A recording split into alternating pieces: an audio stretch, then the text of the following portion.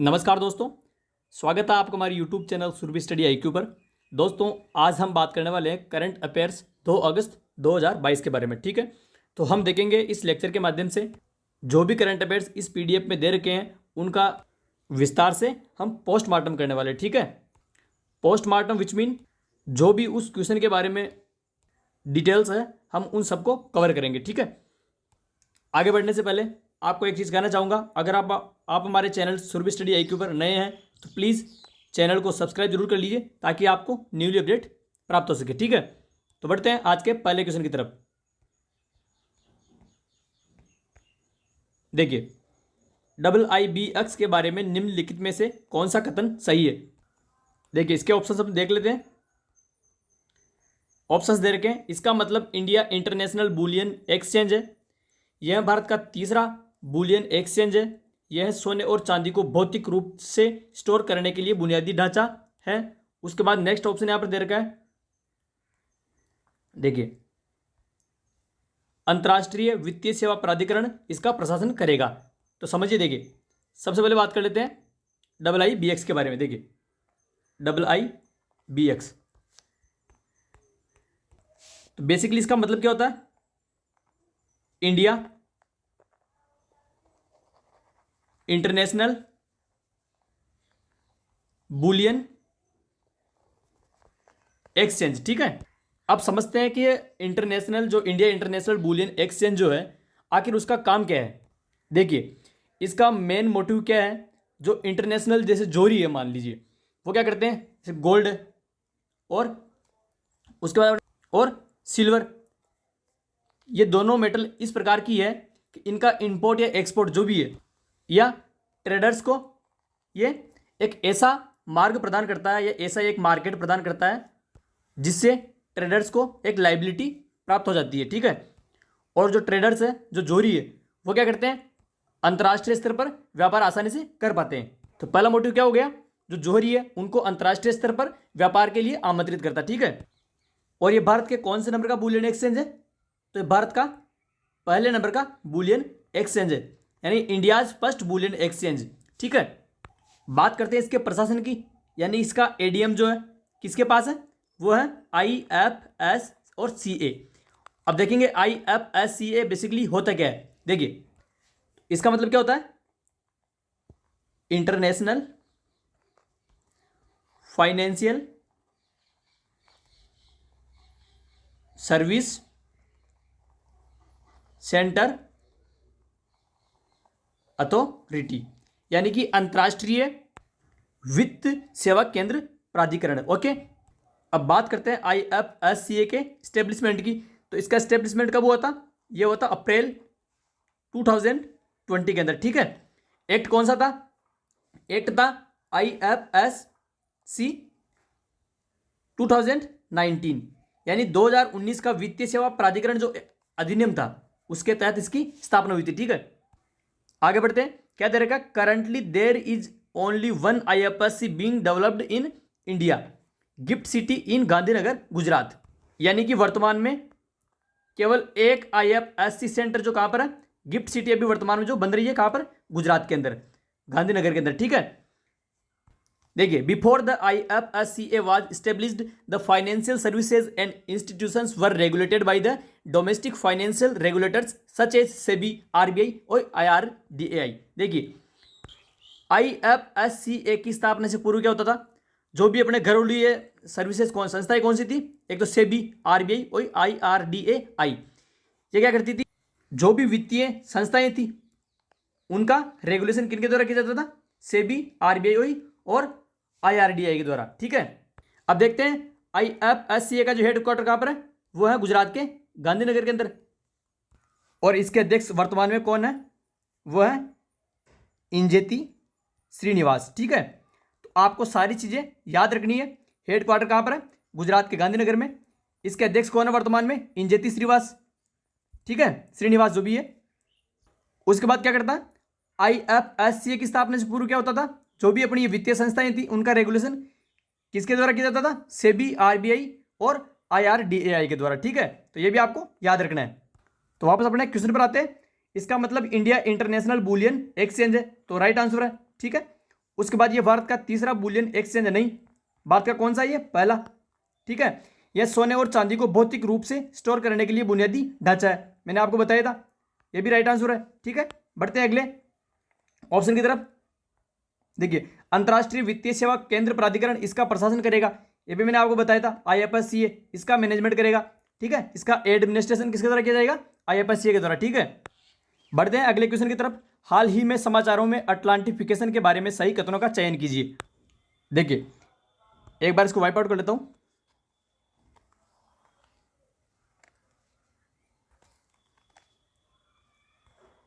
देखिए, अटलांटिफिकेशन, आखिरकार अटलांटिफिकेशन है क्या। सबसे पहले क्या करते हैं, इसके ऑप्शन देख लेते हैं अटलांटिफिकेशन के। अटलांटिक महासागरीय गर्म जलधाराएं आर्कटिक महासागर के बेरेंट सागर की ओर बहती है। ठीक है, नेक्स्ट दे रखा है, गर्म लवणीय अटलांटिक जल आमतौर पर सतह पर अधिक उत्प्लावक आर्कटिक जल के नीचे काफी गहरा होता है। अगला इसका ऑप्शन क्या दे रखा है, बर्फ ऊपर से गर्म वातावरण और नीचे से गर्म महासागर दोनों से टकरा रही है। ठीक है, तो देखिए सबसे पहले समझते हैं इसको, आर्कटिक महासागर और बेरेंट महासागर को। देखिए, यहां पर अपना एशिया हो गया इस तरफ। ठीक है, यहां बात करते हैं ग्रीनलैंड की। ठीक है, इधर नॉर्थ अमेरिका, इधर साउथ अमेरिका। ठीक है, और इस तरफ नीचे क्या है, ये अफ्रीका। ठीक है, यहां पर क्या है, नॉर्थ अटलांटिक ओशियन।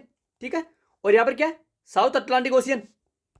और आर्कटिक महासागर कहां है, यहां ऊपर, यहां ऊपर क्या है, आर्कटिक महासागर। अब बेरेंट्स की बात करते हैं, बेरेंट्स कहां पर है, देखिए यहां पर ये यूरोप है। ठीक है, और यूरोप के इस नॉर्दर्न साइड में यहां पर क्या है, ये बेरेंट्स सागर। ठीक है, अब जब हवा यहां से निकलती है, क्या ये जो गर्म जलधाराएं हैं हवा के साथ यहां से निकलती है, और देखिए जब ये एयर प्रेशर यहां से इंक्रीज होता है तो क्या होता है, एयर प्रेशर के साथ क्या होता है, ये जलधाराएं जो है कहां जाती है, ये आर्कटिक महासागर की ओर मूव करती है। ठीक है, तो ये क्या हुआ, राइट आंसर हुआ। ठीक है, उसके बाद गर्म लवणीय अटलांटिक जल आमतौर पर सतह पर अधिक उत्प्लावक आर्कटिक जल के नीचे काफी गहरा होता है, ये भी यहां पर राइट आंसर है। ठीक है, बढ़ते हैं अगले ऑप्शन की तरफ। देखिए, बर्फ ऊपर से गर्म वातावरण और नीचे से गर्म महासागर दोनों से टकरा रही है, ये भी यहां पर राइट आंसर है। तो यहां पर ए, बी और सी तीनों यहां पर क्या है, राइट आंसर है। अब हमने अटलांटिफिकेशन समझ लिया, अब बात कर लेते हैं अटलांटिक जो ट्रीटी है। ठीक है, अटलांटिक ट्रीटी की बात कर लेते हैं। ट्रीटी का नाम क्या था, अंटार्कटिका। किसके तहत, इस अटलांटिक के तहत क्या होता, अंटार्कटिका ट्रीटी। ठीक है, ये ग्लोबली कब साइन हुई थी, ये ग्लोबली साइन हुई थी 1959 में। ठीक है, और इसका इंप्लीमेंटेशन कब हुआ था, 1961 में। तो आपको दो ये याद रखना है, 1959 और 1961। अब बात करते हैं इंडिया की, कि इंडिया इसके अंदर कब शामिल हुआ था। तो इंडिया ने 1983 के अंदर, सबसे पहला अपना बेस कौन सा था, यहां पर कौन सा था, मैत्री। मैत्री कब, ये कब स्टार्ट हुआ था, 1983 के अंदर। ठीक है, और 1989 तक आते आते क्या हुआ, ये फिनिश हो गया। ठीक है, यानी कि ये बर्फ के अंदर धस गया। ठीक है, उसके बाद क्या था, 1989 में साउदर्न गंगोत्री। ठीक है, यानी कि दक्षिण गंगोत्री, इस नाम से फिर अपन ने यहां पर एस्टेब्लिश किया। तीसरा अपन ने 2012 के अंदर क्या किया, भारतीय नाम से यहां पर यह अंटार्कटिक प्रोग्राम अपन ने यहां पर स्टेब्लिश कर लिया। ठीक है, एक बार इसको वाइप आउट करके आपको अच्छे से मैं यहां पर लिख देता हूं। देखिए, इंडिया के 3 प्रोग्राम कौन से थे यहां पर, सबसे पहला देखिए कौन सा था, मैत्री। कब स्टेब्लिश हुआ था, 1983 में। फिनिश कब हुआ, 1989 में। सेकंड कौन सा था, साउदर्न गंगोत्री। कब स्टेब्लिश हुआ, 1989 में। थर्ड जो है वो कौन सा है, भारती। कब स्टेब्लिश हुआ, 2012 में। ठीक है, अब बात करते हैं अंटार्कटिक जो ट्रीटी है। ठीक है, इसका हेडक्वार्टर कहां पर है, इसका हेडक्वार्टर है ब्यूनस आयर्स। और ब्यूनस आयर्स कहाँ पर है? अर्जेंटीना में। ठीक है, ठीक है। तो बढ़ते हैं अगले क्वेश्चन की तरफ। यहां पर दे रखा है अपने को गोल प्रोग्राम। देखिए सबसे पहले मैं यहां पर ये जो गोल प्रोग्राम है उसके बारे में यहां पर कुछ बेसिक जानकारी आपको लिख देता हूं। देखिए देखिए सबसे पहले इसकी फुल फॉर्म लिख लेते हैं, गोइंग ऑनलाइन एज लीडर्स। ठीक है, अब बात कर लेते हैं इसके स्टेब्लिशमेंट की। तो कब ये स्टेब्लिश हुआ था? तो 15 मई 2020। अब पहला चरण जो है वो कब स्टार्ट हुआ इसका? 15 मई से लेकर ये दिसंबर 21 तक इसका पहला चरण चला था। ठीक है, और दूसरा चरण जो है इसका सेकंड जो फेज है वो कब स्टार्ट हुआ? अभी जून 2022 में। ठीक है, अब देखिए आखिर जो गोल प्रोग्राम है उसका मेन पर्पज क्या है। देखिए इसका बेसिकली पर्पज क्या है, जो ट्राइबल कम्युनिटी है वहां पर वुमन और यूथ जनरेशन जो है उनको क्या करना है? एम्पावर करना है। ठीक है, यानी महिलाएं और जो वहां पर युवा है उनको इस गोल प्रोग्राम के माध्यम से क्या करना है? सशक्त करना है। ठीक है, अब देखिए ये जो गोल प्रोग्राम है बेसिकली ये किसका वेंचर है? ये वेंचर है देखिए एक तो किसका है? ट्राइबल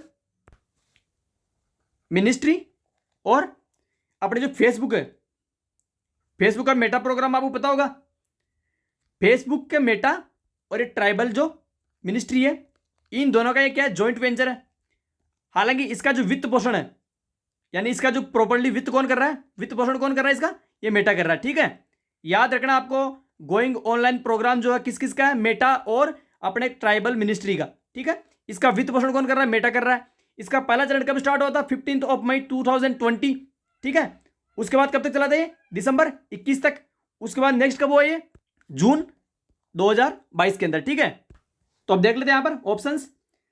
पहला ऑप्शन दे रखा है जनजातीय मामलों के मंत्रालय प्लस ट्विटर की संयुक्त पहल। तो यहां पर रॉन्ग हो जाएगा। क्यों रॉन्ग हो जाएगा? क्योंकि ये किसकी पहल है? मेटा और जनजातीय मामलों के मंत्रालयों की। ठीक है, उसके बाद नेक्स्ट ऑप्शन दे रखा है यहां पर, देखिए नेक्स्ट ऑप्शन दे रखा है पहला चरण मई 2020 से दिसंबर 21 के बीच शुरू किया गया। तो मैंने बताया था आपको 15 मई से दिसंबर 21 तक। ठीक है, उसके बाद दूसरा चरण जून 2022 में शुरू किया गया। तो ये भी यहां पर राइट आंसर है। ठीक है, तो इसका ऑप्शन कौन कौन से सही है? बी सही है, सी सही है और यहां पर ए यहां पर गलत था। ठीक है, ए में कौन कौन थे? मेटा और ट्राइबल मिनिस्ट्री। ठीक है, आई होप आपको अच्छे से समझ आ रहा होगा। दोस्तों आप मेरे साथ साथ इसको नोट कर लीजिए ताकि आपके नोट्स अच्छे से बन जाए। ठीक है, बढ़ते हैं अगले क्वेश्चन की तरफ। देखिए अगला क्वेश्चन कौन सा है? न्यूनतम समर्थन मूल्य के संबंध में सही कथन चुने। आप सबसे पहले समझते हैं एमएसपी को। ठीक है, एमएसपी बेसिकली इसकी फुल फॉर्म क्या होती है? मिनिमम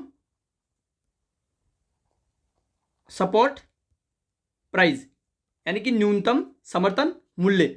अब देखिए देखिए एमएसपी आखिर होता क्या है? तो एमएसपी देखिए ये क्या होता है? वह दर, वह न्यूनतम दर, मान लो कोई दर है उस पर क्या करती है सरकार?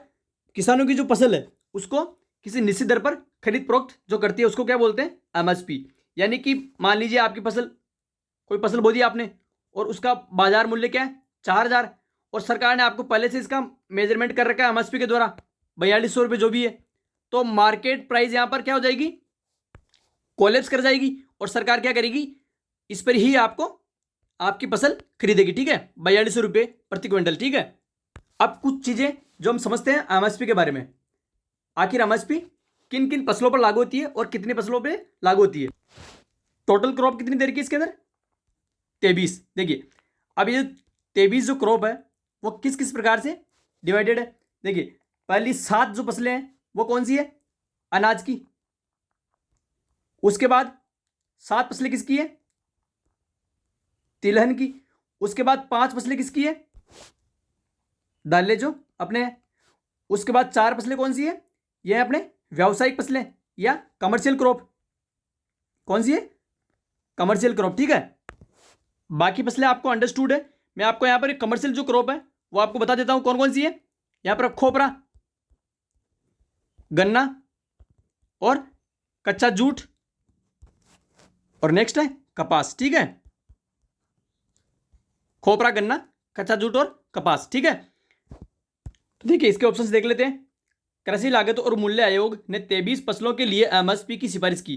ठीक है, मैंने बता दिया आपको 7, 7, 5 और 4। ठीक है, उसके बाद नेक्स्ट देखते हैं। हाल ही में एमएसपी मुद्दे और फसल विविधीकरण को देखने के लिए संजय अग्रवाल समिति का गठन किया गया। तो ये भी यहाँ पर करंट का क्वेश्चन है, यहाँ पर राइट है आंसर। देखिए उसके बाद नेक्स्ट है, एमएसपी के तहत सरकार किसानों से असीमित खरीद के लिए बाध्य है। देखिए असीमित खरीद के लिए बाध्य नहीं है सरकार, यहां पर सीमित खरीद दे रखी है आपको 23 फसलें जो है। ठीक है, ये 23 फसलें दे रखी है, वो ही आपसे खरीदी जाएगी एमएसपी के ऊपर। ठीक है, नेक्स्ट दे रखा है एमएसपी फसलों में तिलहन और अनाज का सबसे बड़ा पूल है। तो मैंने आपको बता दिया पहले, अनाज, तिलहन, उसके बाद दालें, और नेक्स्ट क्या था अपने व्यावसायिक जो क्रॉप है 7, 7, 5 और 4। तो यहाँ पर तिलहन और अनाज जो है उनका यहाँ पर ज़्यादा वेटेज है। ठीक है, तो यहाँ पर सी यहाँ पर गलत हो जाएगा और ए, बी और डी यहाँ पर राइट आंसर हो जाएंगे। ठीक है, बढ़ते हैं अगले क्वेश्चन की तरफ। रामसर स्थलों के संबंध में सही कथनों का चयन कीजिए। देखिए सबसे पहले अपन समझते हैं रामसर साइट के बारे में। रामसर साइट आखिर क्या है? देखिए सबसे पहले देख लेते हैं रामसर जो शहर है वो कहाँ पर है, ईरान में। और ईरान में इस रामसर शहर के अंदर क्या हुआ था, 2 फरवरी 1971 के दिन क्या हुआ था, जितने भी वेटलैंड एरियाज है यानी कि आर्द्र भूमि जो है उनको बचाने के लिए क्या हुआ था, एक कन्वेंशन हुआ था।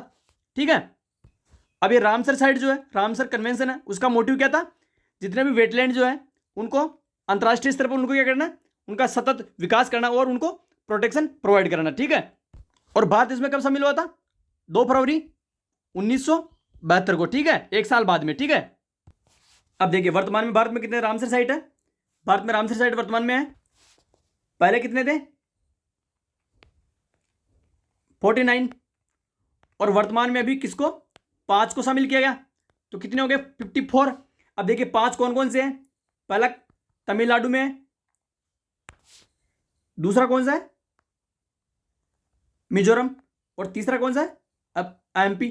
अब देखिए इसमें कितने शामिल किए थे, इसमें कितने शामिल किए और इसमें कितने शामिल किए थे, तो तमिलनाडु में 3, उसके बाद 1 मिजोरम में और 1 एमपी में। देखिए तमिलनाडु के 5 कौन कौन से हैं, सॉरी 3 कौन कौन से हैं, कौन सा है करिकाल बर्ड सेंचुरी, उसके बाद पल्ली करनई, कौन सा है पल्ली करनई। ठीक है, तीसरा कौन सा है पिचवरम, और एक है मैंग्रोव। नेक्स्ट बात करते हैं किसकी, मिजोरम की। मिजोरम में कौन सा था, मिजोरम में पाला। ठीक है, उसके बाद थर्ड कौन सा था एमपी, और एमपी में कौन सा था सांके वेटलैंड। ठीक है, इसी के साथ बात कर लेते हैं राजस्थान में अपने कितने, राजस्थान में अपने 2, एक तो कहां पर है भरतपुर में, और एक कहां पर है जयपुर में। भरतपुर में कौन सा है केवला देव, और जयपुर में कौन सा है सांबर। ठीक है, आई होप आपको ये अच्छे से कवर हुआ होगा। रामसर साइट जो है वर्तमान में रामसर साइट इंडिया में कितनी है, पहले थी 49 और 5 अभी शामिल होने के बाद कितनी होगी टोटल 54। ठीक है, सबसे पहले बात करते हैं रामसर कन्वेंशन जो है कब स्टार्ट हुआ था, 2 फरवरी 1971 को। उसके बाद इंडिया कब शामिल हुआ, सेम एज 2 फरवरी 1972 को, एक साल बाद में। ठीक है, यह भी समझ लेते हैं रामसर साइट जो सर्वाधिक किस राज्य में, वह है उत्तर प्रदेश के अंदर। ठीक है, बढ़ते हैं अगले क्वेश्चन की तरफ। देखिए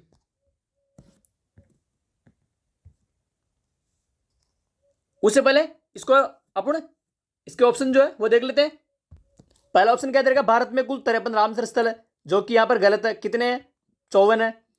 हाल ही में भारत से 5 स्थलों को शामिल किया गया, यह भी राइट आंसर है। ठीक है, अगला क्या है, अगला दे रखा है रामसर सम्मेलन की स्थापना यूनेस्को द्वारा 2 फरवरी 1971 को ईरान के रामसर शहर में की गई थी, यह भी बिल्कुल राइट आंसर है। ठीक है, भारत से नए क्षेत्रों में तमिलनाडु में 3 आर्द्रभूमि, बिल्कुल सही है, मैंने बताया था अभी आपको। उसके बाद मिजोरम में 1 और राजस्थान में 1 शामिल है, तो यहां पर राजस्थान में 1 शामिल अभी वर्तमान में नहीं किया गया है। कहां पर था ये? एमपी के अंदर, और एमपी में कौन सा था? सांख्य। ठीक है, आई होप आपको ये अच्छे से कवर हुआ होगा। आप अपने नोट्स जो है उनको अच्छे से आप इनको नोट कर लीजिए नोट्स के अंदर। ठीक है, अगला क्वेश्चन अपन देखते हैं। देखिए, राष्ट्रमंडल खेलों के संबंध में सही कथन चुनिए। सबसे पहले बात कर लेते हैं किसकी? राष्ट्रमंडल जो गेम है उनकी। देखिए, शुरू कब हुए थे? 1930 के अंदर, और इंडिया ने कब पार्टिसिपेट किया? 1934 में। बात करते हैं मेडल की, तो इंडिया ने सर्वाधिक मेडल किसमें अचीव किए थे? फर्स्ट नंबर पे शूटिंग में, और सेकंड वेट लिफ्टिंग में। अब भारत का जो प्रदर्शन था 2010 के अंदर, जो कॉमनवेल्थ अपने दिल्ली में गेम्स हुए थे, वहां पर इंडिया का सर्वश्रेष्ठ यहां पर प्रदर्शन था। ठीक है, अब बात कर लेते हैं राष्ट्रमंडल खेल, जो 2022 के राष्ट्रमंडल खेल है उनकी बात कर लेते हैं। शुरू कब हुए? कब शुरू हुए? 28 जुलाई को इनकी शुरुआत है, और ये कब तक चलेंगे? 8 अगस्त तक। ठीक है, 28 जुलाई 2022 से शुरू हुए थे, और 8 अगस्त 2022 तक ये चलने वाले हैं। और शुरू कहाँ हुए? ये हुए थे बर्मिंघम, इंग्लैंड के अंदर। ठीक है, इसका शुभंकर क्या है? शुभंकर इसका पेरी, और इंडिया की तरफ से ध्वजवाहक कौन है? पीवी सिंधु। तो आपको सारी चीजें याद रखनी है कि जो राष्ट्रमंडल गेम्स है कब स्टार्ट हुए थे? 1930 के अंदर। इंडिया ने कब पार्टिसिपेट किया? 1934 में। इंडिया का अपने यहाँ पर बेहतरीन प्रदर्शन कब था? 2010 के दिल्ली कॉमनवेल्थ गेम्स के अंदर। ठीक है, उसके बाद बात करते हैं राष्ट्रमंडल खेल जो कब शुरू हुए थे? 28 जुलाई 2022 को, और कब तक चलेंगे? 8 अगस्त 2022 तक के। ठीक है, उसके बाद बात करेंगे इसका शुभंकर जो है पेरी, और इसका अपने इंडिया का ध्वजवाहक कौन है? पीवी सिंधु। ठीक है, इंडिया ने सर्वाधिक जो मेडल है वो किसमें अचीव किए थे? पहला शूटिंग, और दूसरा क्या है यहाँ पर? Weight lifting. ठीक है, तो आपको सारी चीजें याद रखनी है। अब देखिए इसके ऑप्शंस देख लेते हैं। पहला राष्ट्रमंडल खेल 1930 में हेमिल्टन में आयोजित किया गया था। ठीक है, तो यहाँ पर राइट है। कब किया था ये? 1930 में हेमिल्टन के अंदर। ठीक है, उसके बाद अगला ऑप्शन अपने 2022 के राष्ट्रमंडल खेलों का आयोजन विक्टोरिया ऑस्ट्रेलिया में किया जा रहा है, तो यहाँ पर ये गलत है। कहाँ पर किया जा रहा है? बर्मिंघम में, जो कि कहाँ पर है? इंग्लैंड के अंदर। अगला ऑप्शन क्या है? हरमनप्रीत कौर भारत की ध्वजवाहक होगी, जो कि यहां पर रॉन्ग है। कौन है? पीवी सिंधु। ठीक है, इस राष्ट्रमंडल खेल 2022 में पहली बार T20 महिला क्रिकेट का आयोजन किया जाएगा, तो यहां पर महिला क्रिकेट टीम जो है 2022 के अंदर उसको भी शामिल किया है। तो कप्तान कौन है इसका? हरमनप्रीत कौर। और उप कप्तान कौन है यहां पर? स्मृति मंदाना। यह भी आपको याद रखना है। 2022 में पहली बार क्या किया गया था?